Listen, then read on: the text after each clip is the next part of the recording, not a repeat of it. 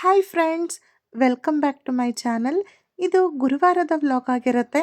ಮಧ್ಯಾಹ್ನ ಊಟಕ್ಕೆ ಅಂತ ಹೇಳಿ ಹೆಸರುಬೇಳೆ ಹಾಗೆ ಕೆಂಪಕ್ಕಿನ ಉಪಯೋಗಿಸ್ಕೊಂಡು ಪೊಂಗಲ್ ಮಾಡ್ತಾ ಇದ್ದೀನಿ. ಡಯಟ್ ಮಾಡ್ತಿರೋರಿಗೆ ಅಥವಾ ಹೆಲ್ದಿ ಫುಡ್ ತಗೋಬೇಕು, ಶುಗರ್ ಇದೆ ಅನ್ನೋರು ಈ ಕೆಂಪಕ್ಕಿನ ಉಪಯೋಗಿಸ್ಕೊಂಡು ಪೊಂಗಲ್ ಮಾಡ್ಕೋಬೋದು.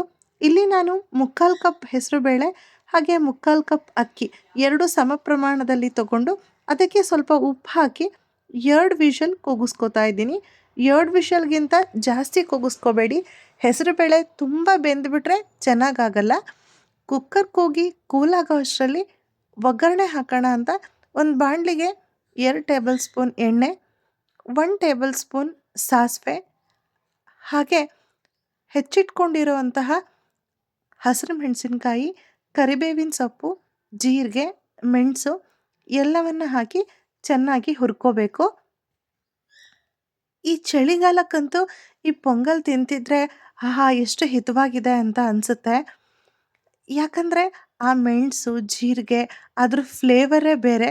ಹಸಿಮೆಣಸಿನ್ಕಾಯಿ ಕೆಲವ್ರಿಗೆ ಆಗಲ್ಲ, ಗ್ಯಾಸ್ಟ್ರಿಕ್ ಅಂತ ಕೆಲವರು ಉಪಯೋಗಿಸಲ್ಲ. ಪರವಾಗಿಲ್ಲ, ಅದ್ರ ಬದಲು ನೀವು ಒಣಮೆಣಸಿನ್ಕಾಯಿನ ಉಪಯೋಗಿಸ್ಕೊಳ್ಳಿ.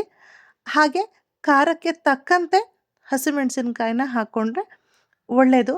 ಕೆಲವರು ಶುಂಠಿ ಹಾಗೆ ಬೆಳ್ಳುಳ್ಳಿಯನ್ನು ಜಜ್ಜಿ ಹಾಕ್ಕೊಳ್ತಾರೆ. ನಮ್ಮನೇಲಿ ಅದು ಬಾಯಿ ಬಾಯಿಗೆ ಸಿಗುತ್ತೆ ಅಂತ ಹೇಳಿ ಕೆಲವರು ಇಷ್ಟಪಡಲ್ಲ.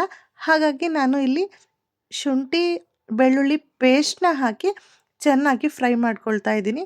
ಮಾಡ್ಕೊಂಡ್ಮೇಲೆ ಹೆಸರುಬೇಳೆ ಹಾಗೆ ಅಕ್ಕಿ ಎರಡನ್ನೂ ಕೂಗಿಸ್ಕೊಂಡು ಇಟ್ಕೊಂಡಿರ್ತೀವಲ್ಲ, ಅದನ್ನು ಹಾಕ್ಕೊಂಡು ಅದಕ್ಕೆ ಒಂದು ಸ್ವಲ್ಪ ಅರಿಶಿನ ಹಾಗೆ ಮೆಣಸು ಜೀರಿಗೆ ಪುಡಿ ಅದನ್ನು ಹಾಕ್ಕೊಂಡು ಚೆನ್ನಾಗಿ ಕಲಿಸ್ಕೋಬೇಕು. ಕೆಲವ್ರಿಗೆ ಪೊಂಗಲ್ ತೆಳುಗಿದ್ರೆ ಇಷ್ಟ ಆಗುತ್ತೆ, ಕೆಲವ್ರಿಗೆ ಗಟ್ಟಿ ಇದ್ದರೆ ಇಷ್ಟ ಆಗುತ್ತೆ. ನಮ್ಮನೇಲಿ ತೆಳುಗಿದ್ರೇ ಇಷ್ಟಪಡೋದು. ಹಾಗೆ ಅದರಿಂದ ನಾನಿಲ್ಲಿ ಸ್ವಲ್ಪ ಅದಕ್ಕೆ ನೀರನ್ನು ಸೇರಿಸ್ಕೊಂಡು ಮತ್ತೊಮ್ಮೆ ಚೆನ್ನಾಗಿ ಬೆರೆಸ್ಕೊಳ್ತಾ ಇದ್ದೀನಿ. ಈ ಹಂತದಲ್ಲಿ ಉಪ್ಪು ಕಮ್ಮಿನ ಏನು ಅಂತ ನೋಡಿಕೊಂಡು ಹಾಗೆ ಇನ್ನೊಂದು ಸ್ವಲ್ಪ ತೆಳುಗೆ ಬೇಕಾದರೆ ಸ್ವಲ್ಪ ನೀರು ಹಾಕ್ಕೊಂಡು ಕಲಸಿದ್ರೆ ಪೊಂಗಲ್ ರೆಡಿಯಾಗಿರುತ್ತೆ.